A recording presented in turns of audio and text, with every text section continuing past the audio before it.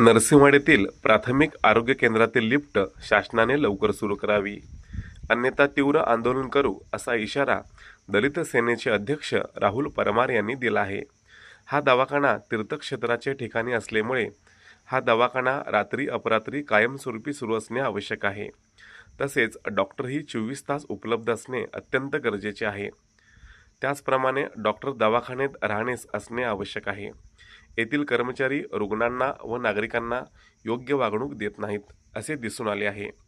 तसेच तिसऱ्या मजल्यावर गर्भवती महिलांना पायऱ्या चढून जाण्यास लागत असल्यामुळे सदर दवाखान्यामध्ये लिफ्ट बसवणे गरजेचे आहे। तरी वरील सर्व बाबींचा विचार करून तात्काळ कार्यवाही व्हावी, याबाबतचा तात्काळ निर्णय न झाल्यास सदर प्राथमिक आरोग्य केंद्रावर शोले स्टाईलने आंदोलन करण्यात येईल, याची गांभीर्याने दखल घेण्यात यावी असा इशारा पाठवलेले की मंत्र्यापर्यंत गेलेले, पण अजूनपर्यंत कोणी दखल घेतली नाही। जर न्यायालयाचं काम काही दिवसात नाही झाल्यास तर तीव्र आंदोलन करण्यात येईल व आमरण उपोषण करण्यात येईल। तसं नाही पडल्यास आम्ही आत्मदहन करण्यास तयार आहे। एवढ्या जर दखल नाही घेतल्यास तर पुढची कारवाई आम्हाला करण्यात येईल। एवढे आमची सरकारकडून विनंती आहे की दत्त महाराजांच्या चरणी राहून आम्ही सांगतो की बाबा लवकरात लवकर एवढं काम करावे लोकांच्या, जेणेकरून की बाबा गरोदर बाई, वयस्कर लोक यांना रोजचा त्रास होत आहे।